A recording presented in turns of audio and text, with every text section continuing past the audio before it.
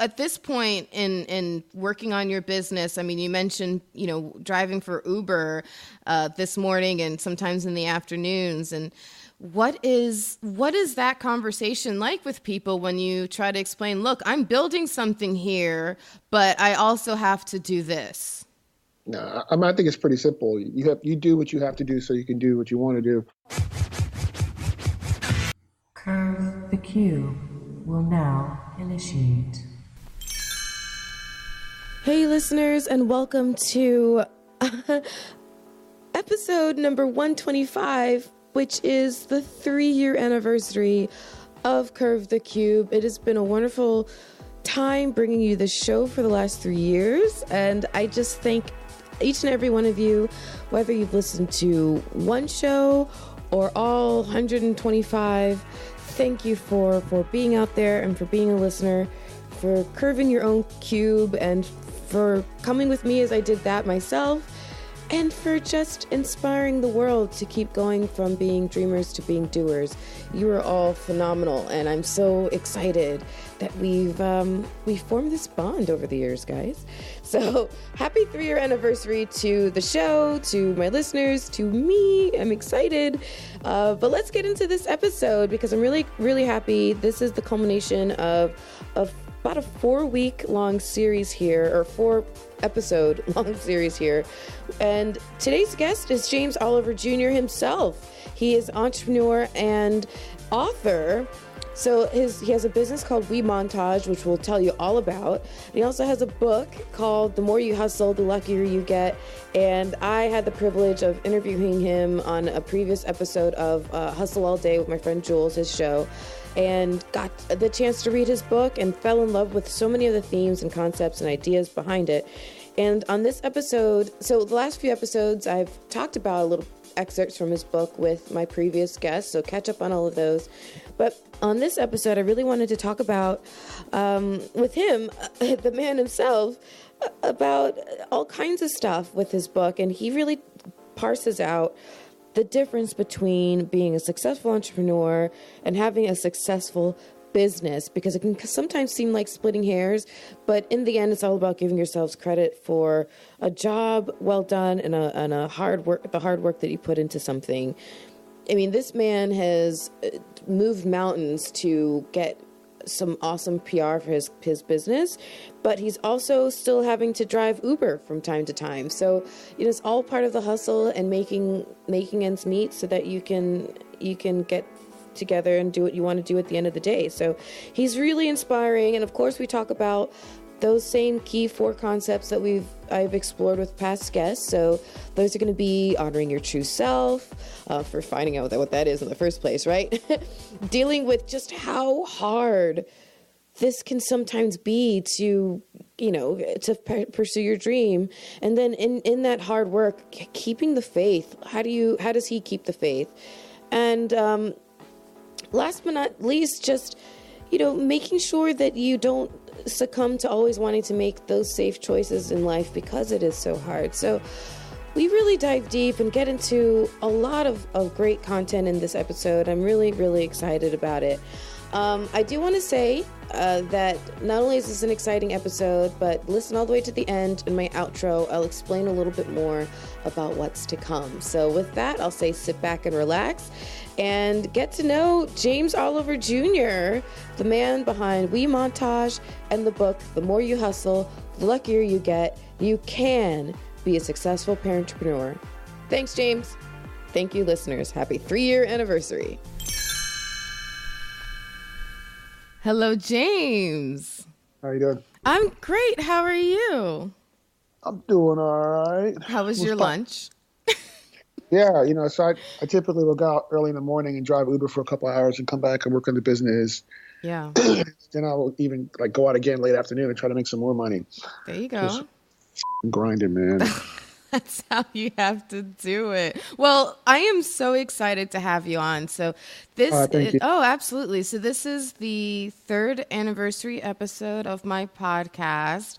Oh, fantastic. Yay. So, I mean, I'm excited to talk to you on a lot of levels, but as you are aware, I've been kind of building up to this episode with a couple of my previous episodes, talking to my guests about a few things that you touch on in your book, which is a fantastic book, by the way. Oh, thank you so much. If I could just figure out how to sell it, though. I know, right? Well, I'm going to help you out. Here we go. The more you hustle, the luckier you get. You can be a successful entrepreneur. So that is the name of the title of your book. And I want everyone to go check it out because I was so moved and jazzed up when I read this. I mean, I must have marked up practically every page. It was Seriously? kind of ridiculous. Oh, that's amazing. No, I'm dead serious. So I actually read it in anticipation of another recording we did with my friend Jules. Maybe 6 months ago at this point, I think. And April. yeah, it was for his show Hustle All Day. And, you know, talking to you was really great on that episode. And I just knew if I'm going to hit my 3-year anniversary episode at the park, I got to get James on. So thank you so much for coming on with me. Oh, thanks for having me. I really appreciate it. Absolutely, absolutely. So what I want to talk to you about are kind of the things that I did touch on with my previous guests in the last few episodes. Now, one of them, the first one I was supposed to do, it's supposed to come out on the September 1st episode, but that actually ended up being so full and packed with a whole bunch of other stuff that I never really totally got into it. But the topic on that episode was supposed to be, you know, just what do you learn from your personal legend? How do you listen to that inner voice and honor your true self? And so I want to really ask you, I mean, you talk in chapter 9 specifically of your book, you said, I know what my life's purpose was since high school, but I wasted a lot of time working for other people instead of being an entrepreneur. And I know a lot of my listeners feel that way, like they're wasting their time. They're itching to go out and do their own thing. But Right. I ask people to kind of, you know, just take a deep breath and find value in all the things that you're doing. So what value Right. did you gain during your time working for other people that has proven helpful or applicable as the independent entrepreneur that you are now? You know, man, that's a good question, right? But I'm gonna give you like a really weird answer. Weird it So, up. well, I mean, like, of course, there were valuable things I learned, right? And you know how to be a professional and blah blah blah. But at the end of the day, no, I'm serious. I'm serious. Like, I would have figured it out if I just would have did what I was supposed to do. You know what I mean? I just would have figured it out. You know, and that's not to say that you know, sometimes you don't have to take steps because everybody's situation is different. And, you know, you got to do this so you can get this. You got to do that so you can get that. You got to do this other thing so you can get that other thing that you need to get, bring it all together to do whatever that other thing is. And that certainly applies. But I don't know. Maybe just because I'm a Taurus and I'm stubborn and I'm sometimes stupid. I don't think it matters, man. I could have, because back in the day, like back when I was at Morehouse, I was entrepreneurial back then. Like, we had a little production company. Yeah. And we were doing innovative things that people to this day still talk about, which is crazy because it's like 20 years later. And they're like, oh, man, I can't, you guys did this, you guys did that. But, you know, it was just hustling, just doing my thing. And Yeah. one of my characteristics is that I'm highly adaptable. So I just have no doubt that I would have figured it out. I probably would have fallen on my face a few times, Right. but I would have figured it out. I think so too. I think everybody would figure it out. But I think for me, what I really learned was how to treat people and build the relationships that move you forward. Because, I mean, man, when you're on the bottom of the totem pole, you know, Yeah. you really see the value of being treated properly and how that can motivate you. And so I think that's probably the biggest lesson that I've learned as I'm building up my own businesses. You know, I really try to take into account how do I treat other people, and then also take accountability for where I fall short, because that was another thing I remember working for other people, is like how frustrating it was when they just never took accountability for their own actions and just blamed you for everything. Right. Yeah, so there are some lessons there, but I do see what you're saying. Like, sometimes you just got to bite the bullet and get started already, right? and if you have good mentors, that they will help you avoid some of the pitfalls. Yeah. And they could maybe point out some of the areas that you need to improve, or if you can't, like, where you can go to get that improvement from other people or places. Yeah. So, I mean, like we talk about in the book, it's just tomorrow's not promised to any of us. This is true. That's not to say that you should, quit your job and go cold turkey and do that, because that's hard. Right. Right. That's really hard. Well, speaking of hard, I mean, you definitely talk a lot in your book about how hard the hustle is, how hard it really is to pursue your own thing, to pursue your passion. I mean, you just talk about, I think it was in chapter 10, I have it noted here, you said, why does everything have to be so effing hard? And I was talking to my friend Jason about that on one of my last episodes, and he's had it up and down. He's an artist, and the artist life is definitely not easy, but the whole concept that you get into, it makes me think of that quintessential like duck in the water image where the duck appears serenely floating on the top of the lake looking effortlessly beautiful, but no one sees the legs kicking like crazy under the surface. So what? I think that's in the book. I think there's a picture, an image like that in the book. Oh, you know what? I think you're right. Like, entrepreneurs should be like a duck, like cool and calm on the surface, but paddling like hell underneath. Yeah. So what's happening beneath your surface? How long is this podcast? However long it takes, man. Man, listen. Dude, I'm still grinding. By no means. So it's weird. Like, I talk about this in the book, that I had this epiphany, but it was just based on somebody else's observation, that I am a successful entrepreneur. Mm-hmm. And that really stopped me in my tracks, because I was like, well, damn, we tend to be so hard on ourselves. Right. And I was like, you know what? Yeah, damn right I am. Like, I accept that. I mean, most people are like, oh, man, I got this super dope idea. They never do anything about it. I know. Ever, right? So I got an idea from a TV show for WeMontage. Mm-hmm. That's my business, I guess. So WeMontage.com is the world's only website that lets you take your digital images and create a large custom collage that we will print and ship to you on removable wallpaper. Fantastic idea. I love it, by the way. So thank you. So I got inspired to start this business from watching HGTV, which requires a complicated custom software and website. And I don't know how to write a line of code. Like, who does that? Right. But anyway, so I got this thing built. I went to an accelerator. I raised total $430,000 cash. Amazing PR. I got the business on a Today Show 3 times. Good Morning America, DIY Network. It's amazing. Yeah. Martha Stewart's blog. I mean, CNBC, Money Magazine, on and on and on. And I was featured in Huffington Post like 3 weeks ago. The point is, like, and I got, $300,000 in sales, 3,000 happy customers.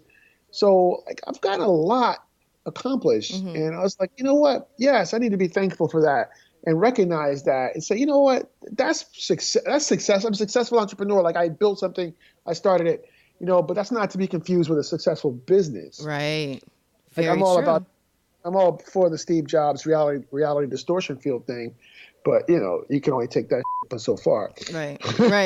I mean, like, for me, people look at me and they think, oh, she's such a successful podcaster. I actually got asked I just recently hosted one of the 30 hours of a live broadcast put on by the people behind International Podcast Day. It was this last Saturday, and they asked me to host one of the hours in their 30-long live broadcast. But that's a huge, massive honor. And, on the outside looking in, I can see why people think she's super successful as a podcaster. And I am, like, I've really grown. But just as an example, most recently for me about the legs kicking like crazy, Hurricane Irma really mucked up everything from a technical standpoint.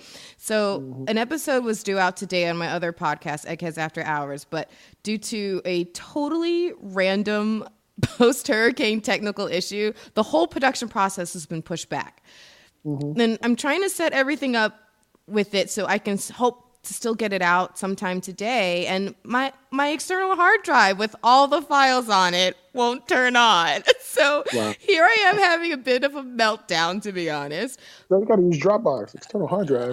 No, I know. I use both, actually. But to actually produce the episode. All the files and bits and pieces of audio are in this one external hard drive until the episode is done. So here I'm having this meltdown, but to anyone else who's all they're going to see is this, produced final episode and have no idea like how I tore half my hair out getting there, Right. Yeah, it's a process. And so at this point in working on your business, I mean, you mentioned, driving for Uber this morning and sometimes in the afternoons. And what is that conversation like with people when you try to explain, look, I'm building something here, but I also have to do this? No, I think it's pretty simple. You do what you have to do so you can do what you want to do. Very true. If I can circle back though, yeah. If I just kind of share something with your listeners, yeah. Because for entrepreneurs and new business owners, like even existing businesses, we all need PR, and that's one of the things I've been really fortunate to be good at and have gotten for the business on my own. And people are always like, "Well, how'd you do that?" And so it's always a combination of luck and hustle. But I will say, you could do it. If you're an entrepreneur, like you can get PR for your business. You don't need to hire a publicist. Like I've spent a lot of money in the past on that. And on my own, I've got all those things I mentioned, I accomplished on your own without a publicist. Wow. So here's these are my 3 top tips. First is, build a community before you need it. Join up with some Facebook groups of people, like-minded individuals. Lamar Tyler's Traffic, Sales, and Profit is a perfect example of a Facebook group you can join. You can connect with people. You can make sure you're contributing, adding value whenever you can, so that when it comes time for you to make an ask, people are keen to help you. Right. So that's number 1. Not necessarily in this order, but that's the first one. Second one is you better learn how to send cold emails. I think I talked about that in the book too. Yeah. I talked about how sending a cold email got the business featured on CNET.com. That one email was worth like $9,000 in sales. Right. And that's because in this day and age, people communicate asynchronously. People do not listen to their voicemails. If you call, they don't answer their phone. If you saw how many voicemails I have sitting in my queue right now, you'd be like... Exactly. No, that's exactly right. So you need to learn how to send cold emails. So you can Google, how do I send cold emails? There's tons of resources out there. But I think the bottom line is keep it short. Like nobody wants your life story in an email, especially if they don't know you. I get those emails all day long. I just delete them. Like, I don't care. I don't want it. I got 4.5-year-old twins. I ain't got time.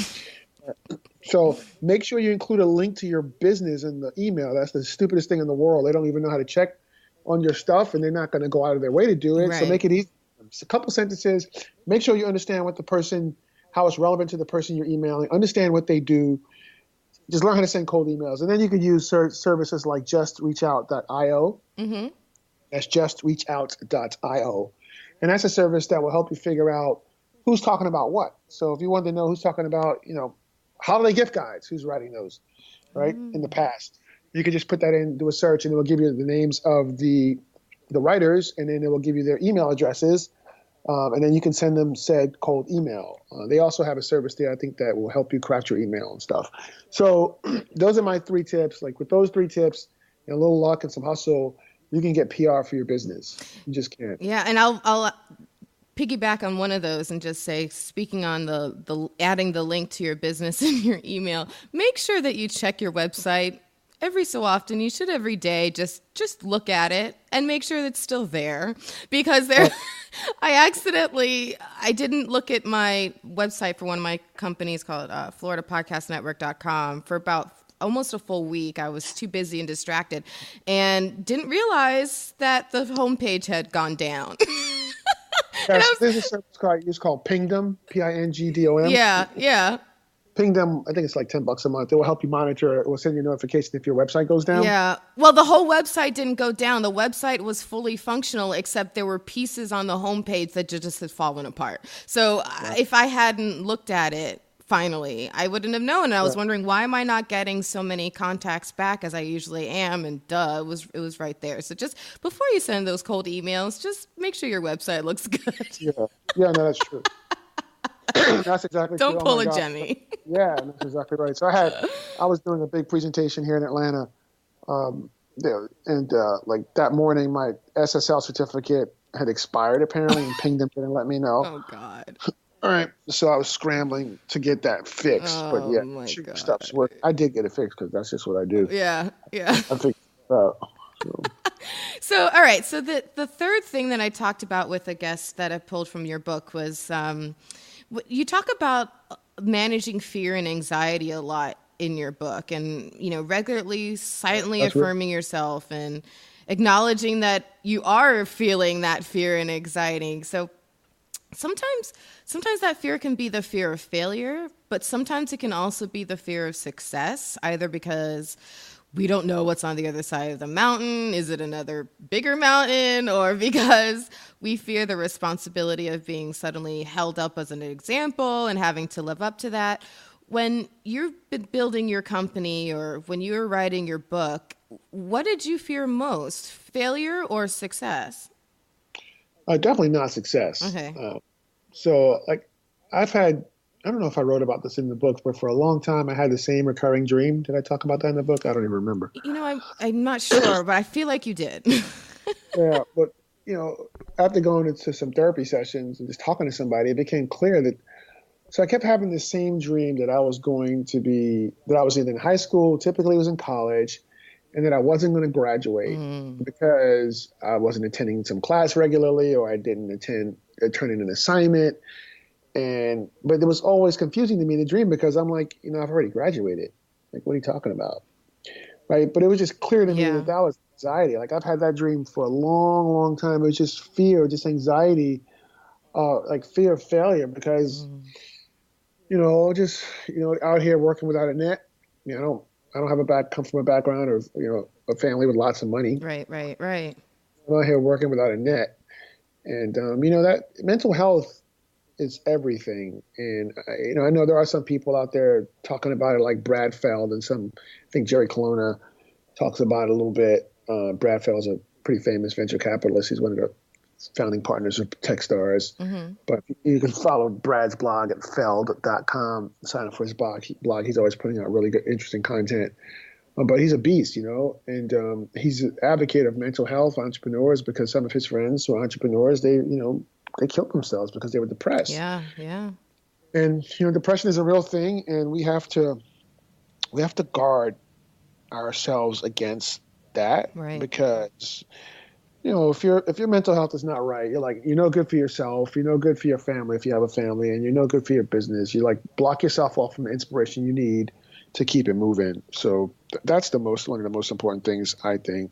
I agree with you. And in my case, I just pile so much pressure on myself sometimes. Like the last week has been a perfect example. I've had crazy technical issues like I was explaining. A couple of people in my inner circle have passed away in the last week and a half. Sorry. Thank you. And, I have all this pressure for meeting these deadlines and doing all this stuff. I had that broadcast that I just mentioned. I had that on Saturday to prepare for. So, and I'm launching another show, a network, and all this stuff is on my plate. And so for me, it's just the accumulation of all of that pressure just really hit this week because I can handle it if things outside of my control go smoothly, and as soon as the technical issues started getting bigger and bigger, I started losing it a little bit. Yeah. And yesterday I reached a breaking point and I had to make 2 phone calls, one to one of my closest friends and then one to my father to just kind of talk through it and decompress and give myself permission to take a deep breath and sit back. It's tough.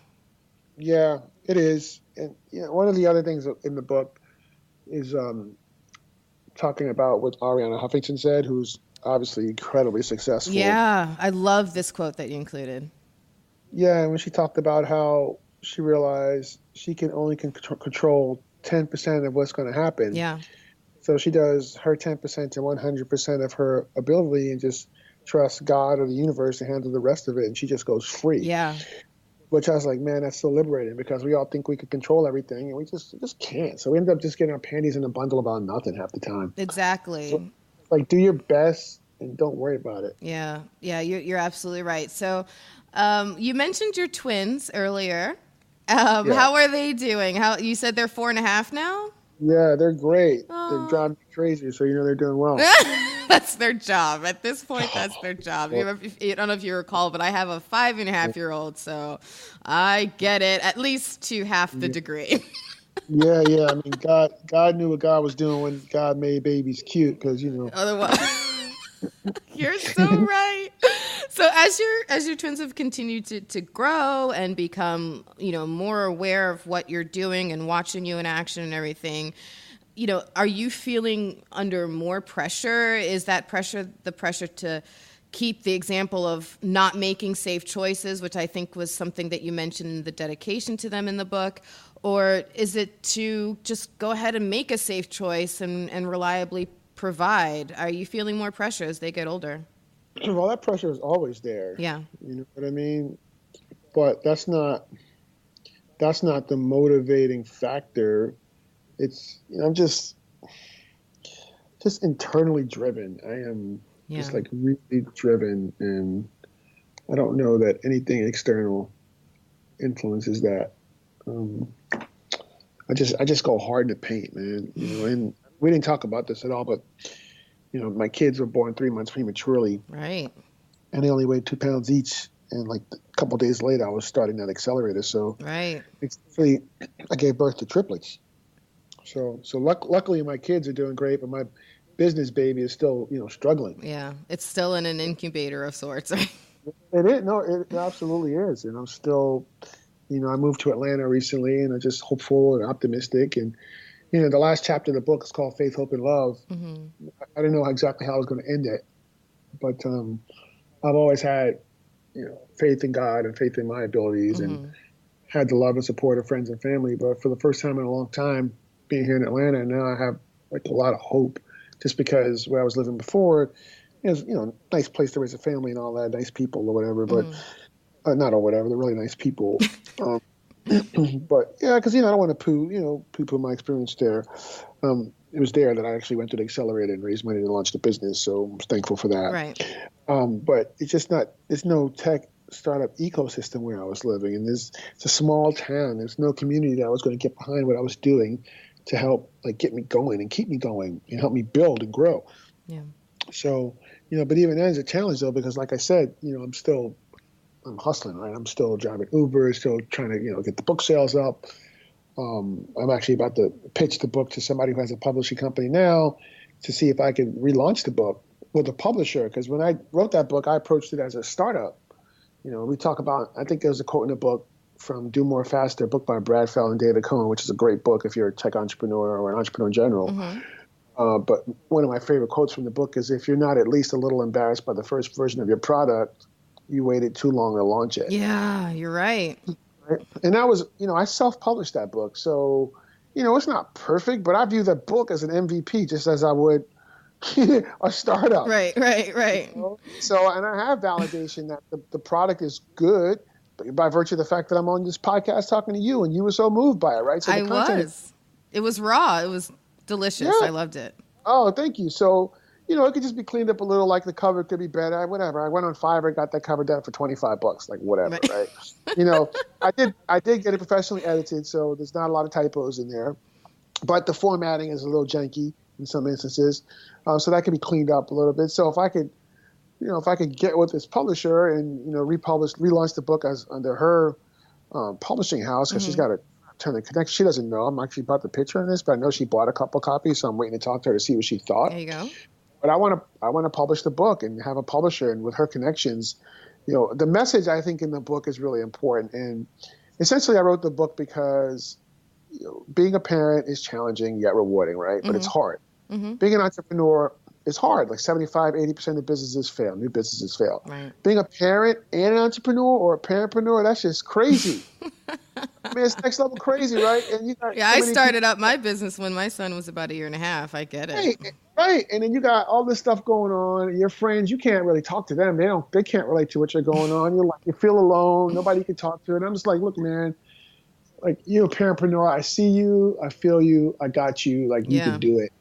And so that's what the point of the book was. And that's secondarily what my purpose is in life. I think is to inspire parapreneurs. So that's why I wrote the book. And, it's interesting that you say that, because I don't know the particular demographics of my listeners in this regard, but I know not all of them are parents. But I felt like this book on so many levels can speak to everybody, because, everybody has something that they're responsible for, that they have going on in their lives already, that they have to take into account when they do decide to dive into whatever they're doing. In my case, it also was my kid, but in other people's cases, it might be something totally different. Maybe they're caring for someone else in their life, or who knows. Right. But sure. To everybody, this book can really apply no matter what it is that you're trying to balance. Right on. Yeah. Well, thank you so much, James, for taking the time to talk to me about these concepts in your book. I love the book. Again, I just want to say, everybody go out and find The More You Hustle, the Luckier You Get. I mean, the title says it all. It's kind of a concept that I've been championing on this podcast since day one, that it's not about just being lucky. Like, you have to have put in all the effort and all the work and refine yourself in order to have the opportunity, to be ready for the opportunities when they come to you. So this book it really speaks to all of that, and it's just such a good book. Such a good book, James. It's like Will Smith said, you don't get ready, you stay ready. There you go. I love that. You can find the book at themoreyouhustle.com or at Amazon, and it's on Kindle as well. Okay, cool. And where can people find WeMontage? It's all WeMontage all the time. Okay. WeMontage.com. All right. At WeMontage on Instagram and Twitter, all right, etc. And what's the best way for people to reach out and get in touch with you if they'd like? JamesOliver565 at Gmail is my personal email. So you can email me there. Yeah, or hit me on Twitter at James Oliver Jr., JR. Okay. Cool. Well, thank you so much, and I really appreciate it. Hey, would you mind doing me one more favor? What up? Would you mind sending me a selfie of you with your book? That'd be great. I need to order some more copies. I don't have any more copies. No way! I give them away all the time. I use them as currency. No, I do.